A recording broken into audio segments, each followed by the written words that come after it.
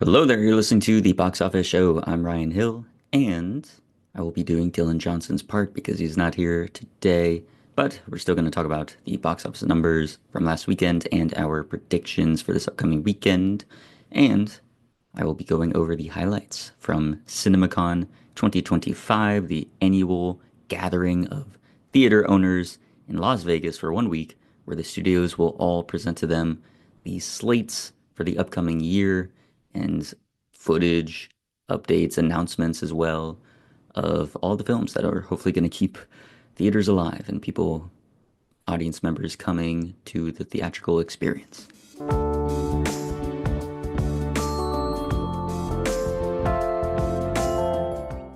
All right, let's kick it off with the box office breakdown from March 21st to the 23rd. Snow White, 42.2 million in its debut. So nothing crazy catastrophic, but obviously nowhere near where it needed to be given the budget and also the fact that, this was the Kickstarter for Disney. I mean, it was the first animated feature project that they had. So quite a shame that it has not been able to take off in its live action adaptation, but it just had too much baggage to overcome. And speaking of baggage, Black Bag, 4.2 million, a steep drop off from first place and second place.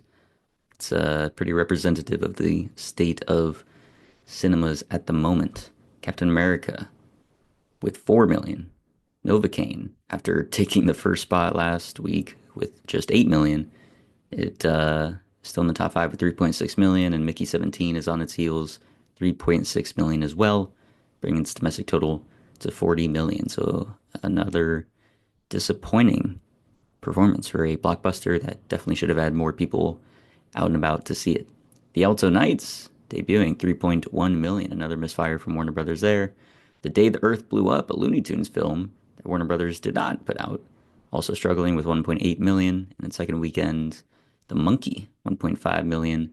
Dog Man, 1.4 million, and The Last Supper with 1.3 million rounding out the top 10. As for this upcoming weekend, March 28th to the 30th, the box office predictions for a slew of films that are coming out. Working Man, The Woman in the Yard. There's a Princess Mononoke re-release on IMAX. There's Death of a Unicorn from, I believe, A24.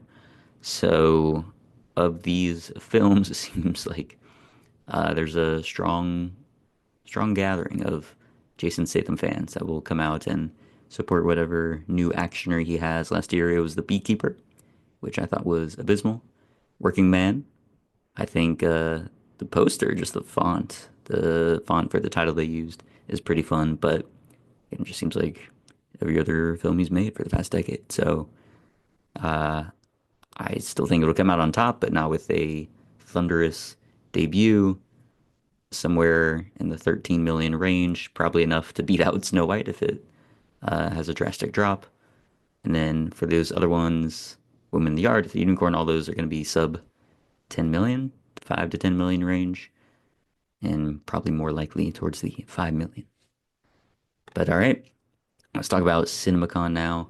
I'm going to go through it by first talking about the things that we, the general populace, was able to get to see since some of the studios put out trailers or sneak peeks during this week. But there are many, many more films that were discussed at CinemaCon that they did not put out any footage for. So I'll only be able to discuss them in relationship to what people have reported, people who were actually at the event in Las Vegas, what they have reported about it, and some of the reactions that have come from the attendees there. So we'll start off with Superman and the extended sneak peek that they are also putting in front of the Minecraft movie. So my opinion isn't all that changed. I definitely enjoyed myself during that 5 minute stretch where we got to see more of that, the way they opened the initial trailer of Superman alone, beaten up, bruised, battered, and then Crypto comes to rescue him. We get to see that play out even more, where Crypto is all excited and jumping on Superman and accidentally hurting him, and then finally he'll drag him via the Cape all the way to the Fortress of Solitude, which we see emerge from the icy landscape. And then we see the robots come and collect Superman, put him on a chair, and then situate, like turn the whole Fortress of Solitude towards the sun, and then magnifying glasses on top of magnifying glasses, direct sunlight right onto Superman to heal him up, get him supercharged. So again, like that portion of it, I think I enjoyed myself while watching. It just definitely does come off very James Gunn like, with humor and the little banter that the bots have and everything. So it's an interesting direction. The rest of the trailer, or the rest of that sneak peek, was just essentially the trailer we had already seen. And I still think there's a lot going on. I think it may be overstuffed. I can appreciate that they're going away from the grounded approach that DCEU initially took in the follow-up to Dark Knight, but I wonder still if it's just too much to be throwing in there all at once, and that at a certain point there's going to be diminishing returns with all the CGI that they have to do, and characters are going to have to juggle, and the positive, hopeful tone that they're trying to strike for Superman is the right one. It's just, does the irreverent humor that James Gunn likes to lean into, how is that going to play with it? Um, I mean, he can hit home sentimentality. I mean, we see that through the Guardians movies and Suicide Squad as well. So that part of this film should land. But I just wonder if, I don't know, Superman's world fully meshes with what we've seen James Gunn be able to do before. Um, but who knows? I mean, he likes his ensembles. Maybe that's why he's overstuffing the Superman movie, and it'll all work out. But as of now, it is still something I'm excited to see. I definitely want it to succeed since it's on my roster for the box office draft. But also, I'm a big Superman fan, and it's a shame that he's sort of been overshadowed by all the MCU characters that have become icons over the past decade and a half, and we just haven't been able to get a good, solid Superman film for decades, or in Dylan's opinion, ever apparently, since he didn't like the first Superman in the movie film. So yeah, I'm rooting for it. I'm not 100% sold yet, but I will be there opening weekend. For Tron Ares, if Dylan were here, I know he would be going crazy for this one. Tron Legacy has definitely benefited from hindsight. Like, it's one of those that on release, it was, I think, mixed from the critics' reception. I don't think it was the biggest success in the world either, because they didn't do an immediate sequel to it. But it's one that is definitely well liked in our friend group, and I think within our generation at large. And Tron Ares, we'll see if it's going to be able to continue that trend. But they definitely understood the assignment as far as the music. They knew Daft Punk with that soundtrack in the 2010 film is legendary, and so they have chosen the best people to try and follow that up. If you can't get Daft Punk because they're retired, then go to Nine Inch Nails, Trent Reznor and Atticus Ross, who, as we just saw from Challengers the other year, I mean, they are able to work in this mold, right? The techno, uh, disco sort of synth wave. So I'm down for it. As far as the visuals of the film itself, it looks incredible. I mean, whatever the budget is of this, it seems like they use that very well. You can see that money on screen. Jared Leto being the man in charge, being the lead, baffling choice. No idea why we're doing that. But it balances out. We got Greta Lee is in there, which is awesome. So hopefully, she'll be a major part of it, and other characters will be a major part of it instead of Jared Leto. But yeah, it looks cool. I was bumping to the soundtrack and the general premise of now they are entering into the real world. It'll definitely make it distinct from the other one. So I'm curious to see how that all plays out. So I'm interested. Looks solid. Five Nights at Freddy's 2. The teaser has come out. This is following a film that did really, really well in theaters, despite being on Peacock same day, which I don't even know. I wonder if in the presentation they brought that up. Um, I'm sure they're going to commit to a theatrical exclusive window now, since it did so well. The first one did. So this one I think is going to be a huge hit.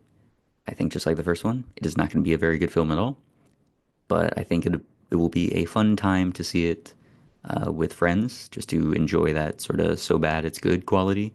I don't think the first one is so bad it's good, so hopefully this one will at least change that up a bit. But definitely don't go during the opening weekend since it was quite rowdy and insane, and we're gonna see that with the Minecraft movie again. And we'll talk more about that when it comes time to report on that box office. But yeah, for some of these, video game adaptations, maybe it's best to wait a week or two. Let the theater be able to air out and calm down. The Naked Gun.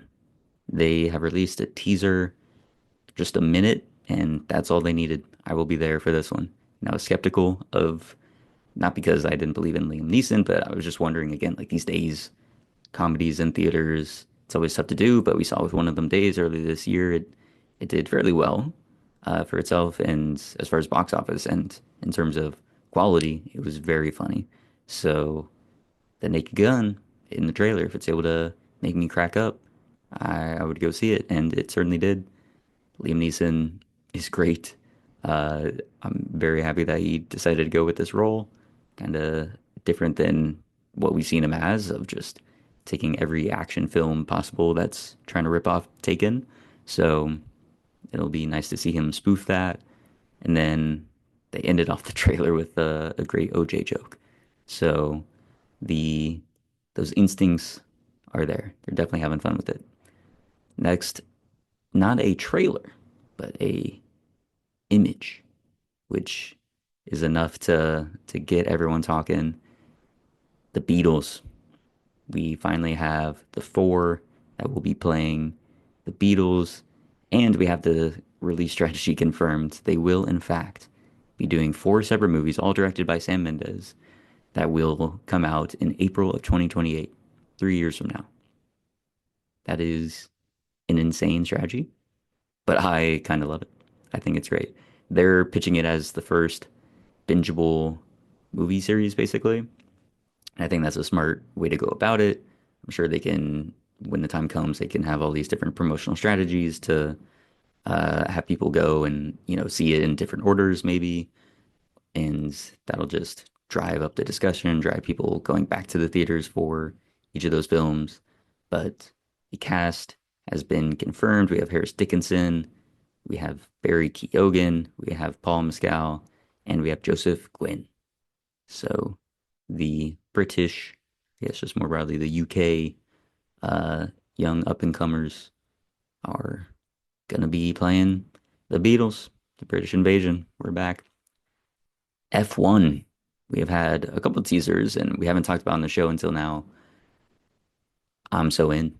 Like even when we first started, Joseph Kosinski was getting into this, I was like, okay, Top Gun, but on wheels, on the ground, on the racetrack.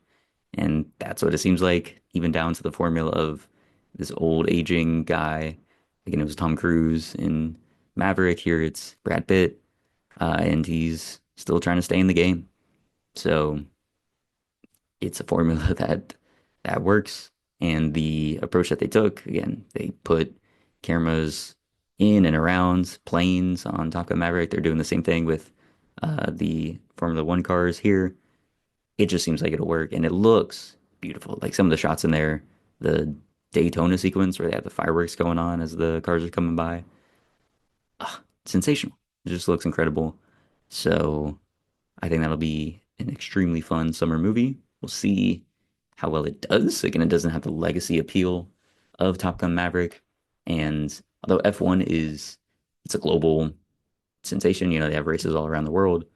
I just wonder how popular it is really. And then I also wonder how much for the fans who see the races all the time, would it be interesting to go and see it in a fictional environment and seeing, the cars are mounted or the cameras are mounted on the cars, but they do the same thing in actual F1 races. It'll be a difference in the quality of the cameras, I'm sure. But yeah, I just wonder if that'll be enough to drive people out, and then for general audiences, if that'll drive people out enough. But I'm down for it. I will be there. And I will also be in attendance for one battle after another. They delayed it, so it won't be on my birthday. That will not be my birthday movie. I guess I'll be Freakier Friday. But one battle after another, the PTA film starring Leonardo DiCaprio. We got the full trailer for it, and what more can you say? I mean, it's just added confirmation. It just looks incredible. It seems very interesting as far as both a Leo role and a PTA film.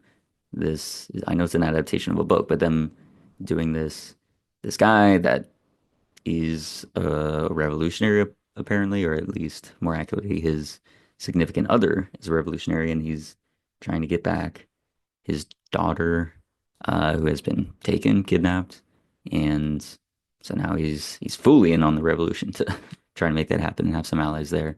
It's I don't know how it'll go exactly, but the budget is immense. We'll probably not recoup any of that. And then I also wonder how much of an Oscar play it is. And Leo seems great in it. I have heard some rumblings about Sean Penn, but I don't know. I don't know if it's a full on, Oscar. It's not Oscar bait for sure.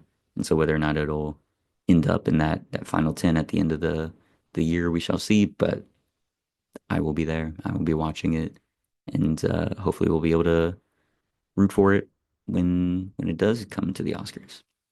All right. As far as all the films that we have footage for or stills for or something like that, that sort of covers it. Now we can talk about some of the updates on heavy hitter franchises, things that are coming out soon or have been announced of major franchise and tent poles for the studios. The biggest of which, Avatar, Fire and Ash.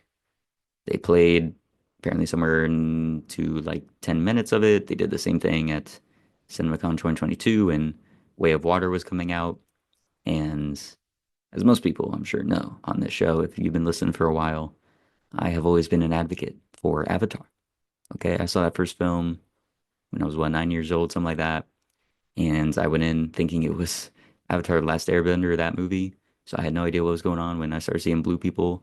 But the experience of that in theaters in 3D for sure was incredible. It was amazing. And since then, it's gotten such a bad rap, but hey, it's a simple, straightforward story that is told in a groundbreaking way. Like the effects, what they were able to do with the mocap is just it's insane. It's groundbreaking. It's incredible. And they were able to iterate on that technological advancement for the way of water, being able to do it underwater and everything. Spent what, 13 years getting that done. And then now we're able to get Avatar 3, where apparently they've also upped the ante even more. So I'm extremely excited for it. Loved Way of Water as well. I know this one will be an incredible experience made for the theaters. It'll be a $2 billion film. People are going to go out and enjoy it, have a great time for those 3 hours, possibly three and a half. We'll see. But yeah, never doubt James Cameron. Since Titanic, guys, when will you learn? When will you learn? Never bet against Big Jim. And I never have, never will. So I'm excited for that. That'll be great. Wicked for Good, the part two to the Wicked film, the adaptation of the Broadway musical. We know it'll also be a huge hit. Universal knows it'll be a huge hit, so it was all over their presentation.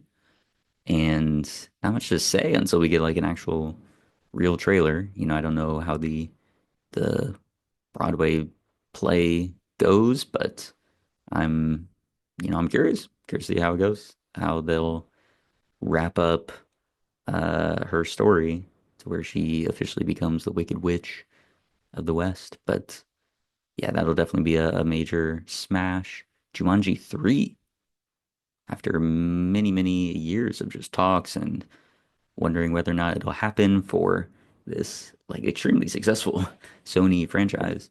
It is being confirmed that they're going ahead with it. All the major players, Jack Black, Rock, and Kevin Hart for sure coming back. So that'll be one to look out for in a few years' time. But all they did was just confirm it here, and another confirmation of the title of Spider-Man 4, Tom Holland's fourth outing, It is Spider-Man Brand New Day, which is a good sign to me at least, because that means it is probably going to be more street level rather than it just being another multiverse shenanigans film, which I think is a great direction to go in. I can just show him at college, new friends, have him meet Gwen, have him meet Harry, and have the Black Cat in there. That's all I ask. Please make it happen. John Wick 5 has been confirmed. Did anyone really believe John Wick 4 would be the end? No, not at all. I mean, he's all over the marketing for Ballerina. They changed the name as well to make it to include John Wick in there. So this is a big franchise, probably Lionsgate's biggest franchise at the moment. So it is it is clear that they're gonna bring Keanu Reeves out and keep him working until his body can't go anymore. So be on the lookout for that. Mission Impossible, Final Reckoning. They brought Tom Cruise out. They typically do with Cinemacon, and then he brought out Christopher McQuarrie.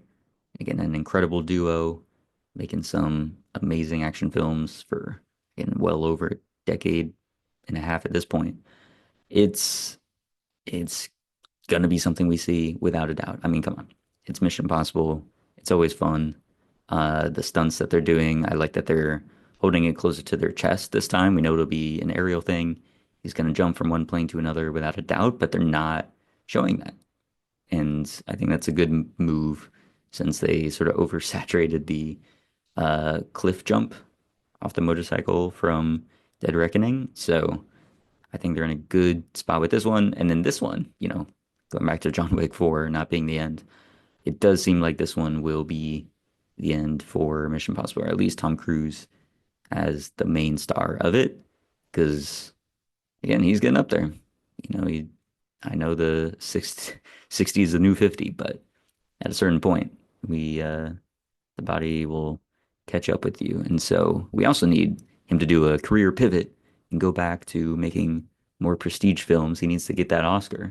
So I'm happy that this one will wrap things up in style and in great fashion, I'm sure. And then he can hopefully skip over Top Gun 3. I don't know why we're going back into that well. I guess we all know it's the money, but I think you should leave that alone as well and just go for that Oscar, man. Bring back those prestige films. But okay, moving on to our next little segment, the hype train. So these are films that are either just being announced or that are coming out within the next calendar year, but are under that tier of the big heavy hitters or guaranteed smash hits.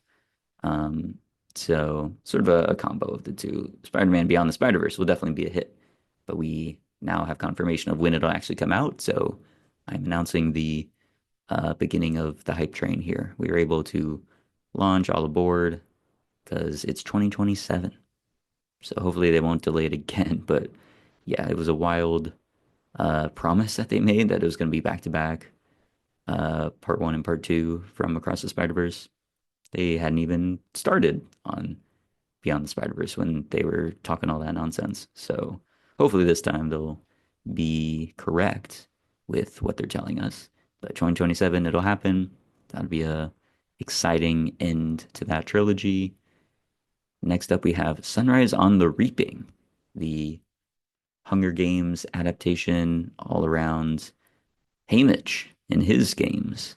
So they did it with The Ballad of Songbirds and Snakes. The book was announced at like the same time the movie adaptation was announced. They did the same thing for Sunrise on the Reaping. The book actually just came out. Been hearing great things about it. So I will be interested to see. This one won't come out for at least, it won't be 2027 would be the earliest, I would imagine. But we need to get casting news on who's going to be playing young Haymitch.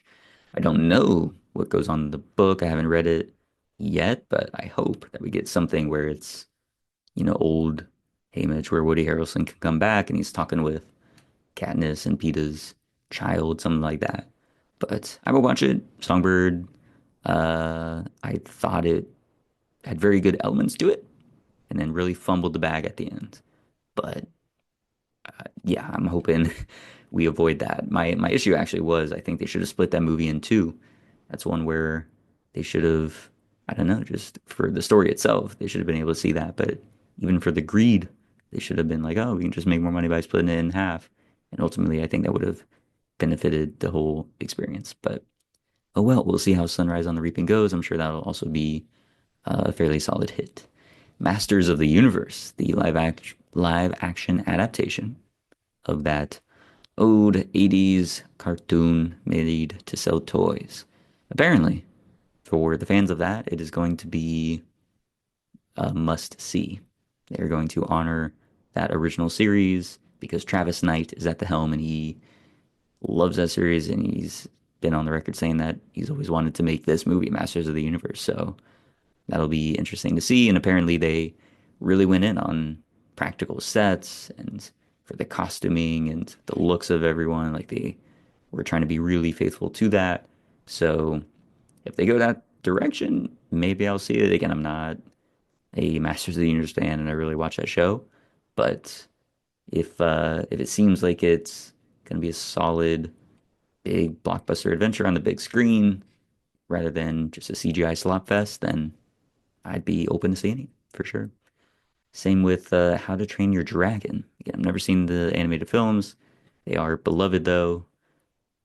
This new one that's coming out, the live action one, seems to be very play by play of those animated films. It even has the same director and everything.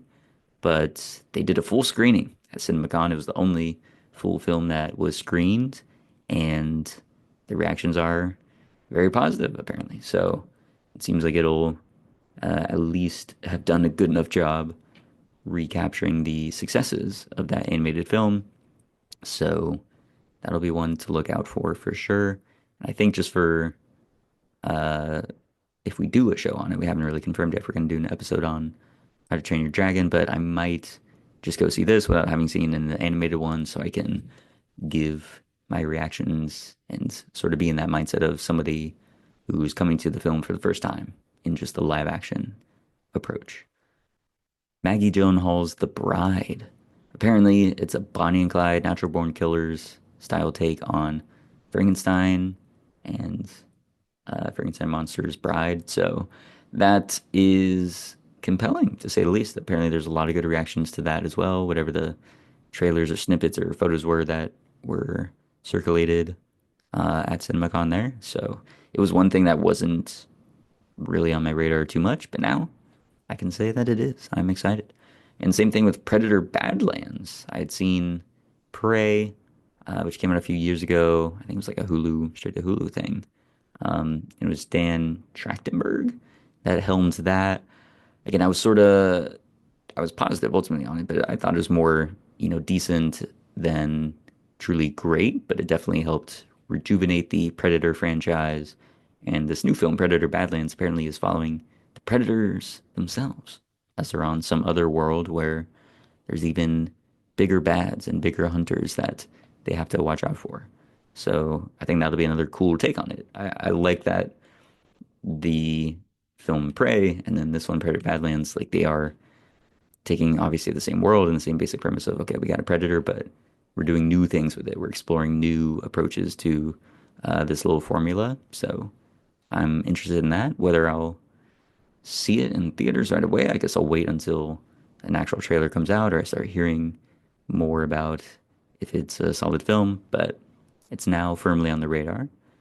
The Running Man is only gone up. The more I hear about this, I am totally in. Edgar Wright, Glenn Powell, they had shown some footage, and apparently it is fantastic. So I'm definitely going to be watching that.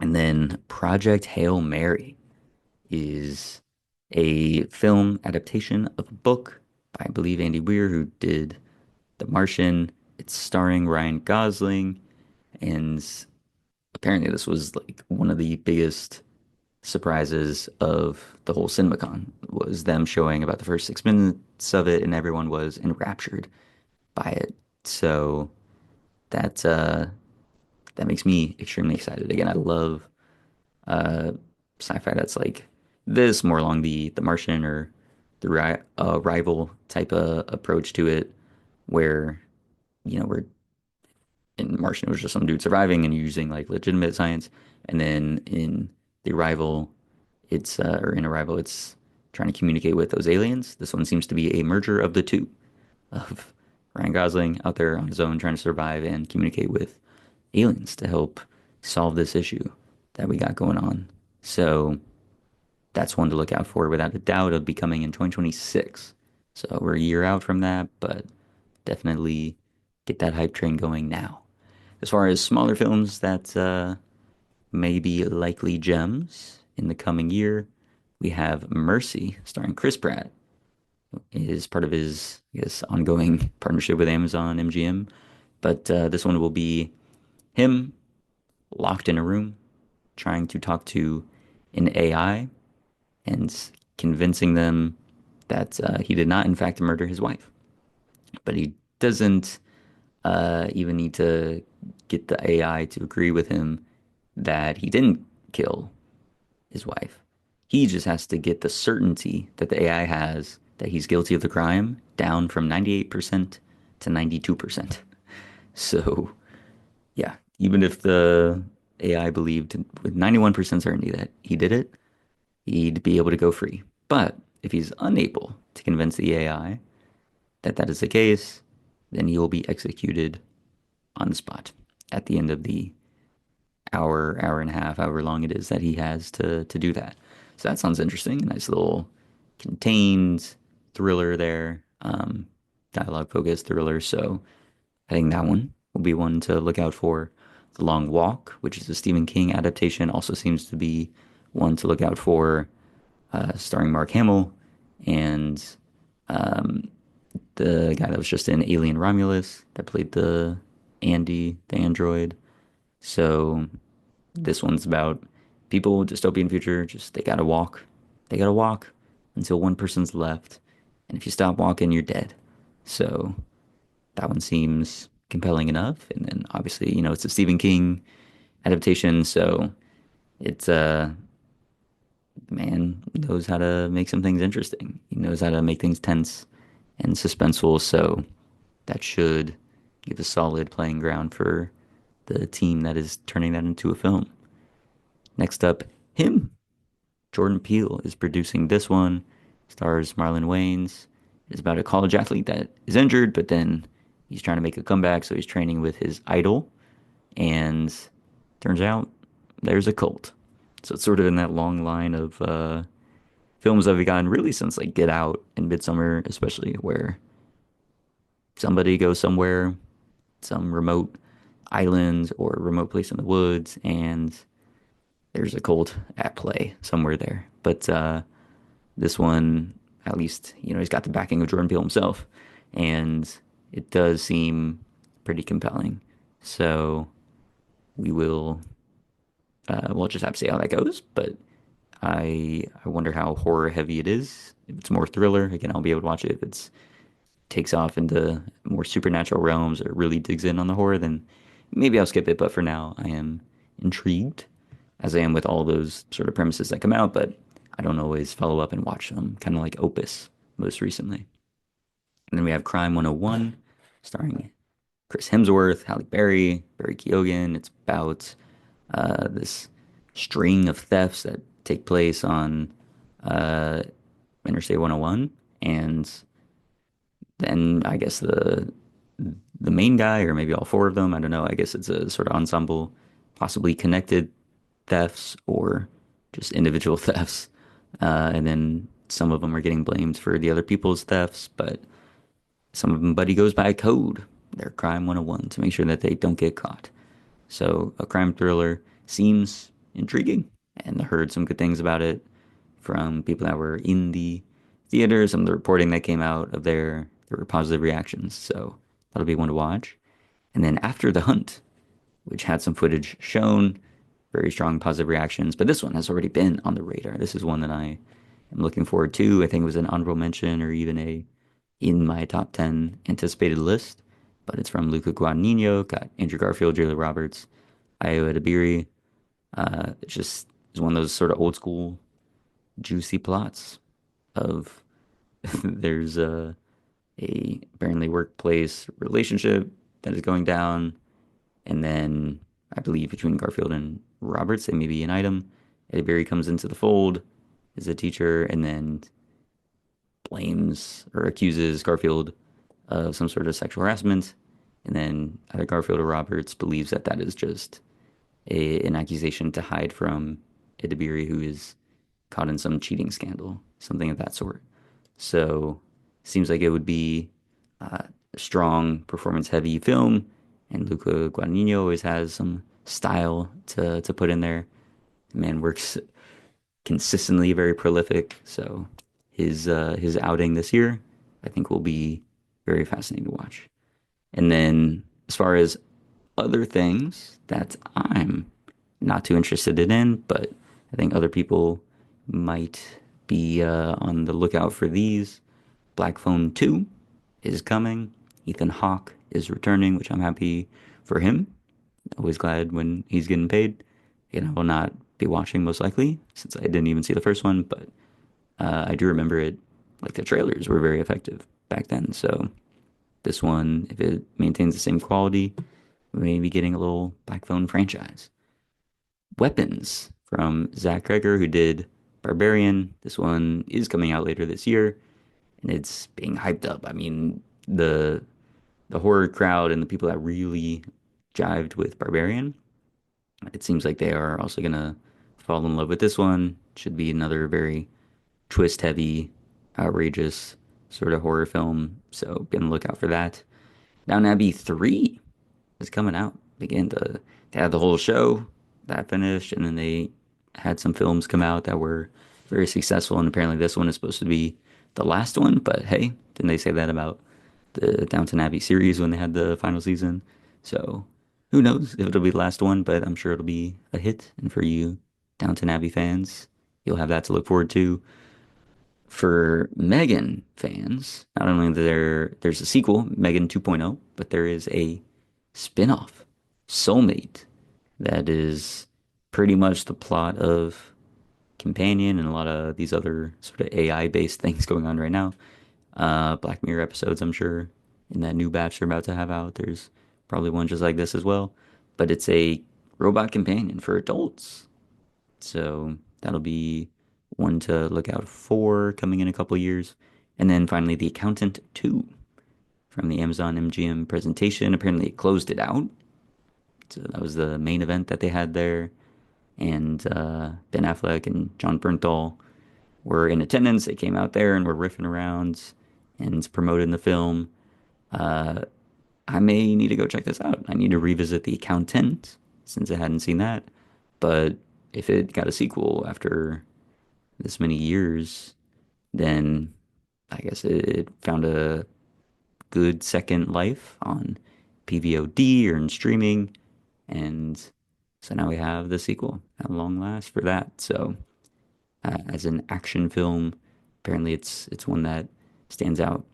Nobody 2, starring our man, Bob Odenkirk. That's also coming out. So a lot of, and obviously John Wick is the action film here, action franchise, but seems like we've got some new ones that are trying to come into the fold. So be on the lookout for those. These, of course, are not all the films that were discussed at the Cinemacon presentations for Sony and Lionsgate and Amazon and Universal and Warner Brothers and Disney and Paramount, but these were the selections that piqued my interest the most, or at least seemed to have the most reactions, most buzz coming out of the CinemaCon presentations. So it'll hopefully be more successes than not. Of course, not all these will be great films or attract an audience in theaters, but there seem to be a lot of good things coming out over in 2025 and going into 2026, at least the first quarter of 2026, because they always just try and keep it to what's coming out in the next year. So that's why I don't hear things about Doomsday, for instance, or um, Star Wars, Mando, and Grogu coming out later on, and certainly nothing about TV. This is all just catered towards what's coming out in theaters in the next 12 months. So now we know. Now we can revise our most anticipated lists, have some new things to catch that previously we didn't even know about or weren't all that excited about. I know I definitely have some changes and switch ups in my list as a result of coming through the results of what happened in Cinemacon 2025. All right, that's all the time we have. If you'd like to give your thoughts on the show, you can email us at theboxofficeshowpod@gmail.com. Our main title theme for the show is Sundown by Joseph McDade. And if you like the show, please give us 5 stars on whatever podcast app you're listening to. Be sure to tune in next week and have a great rest of your day.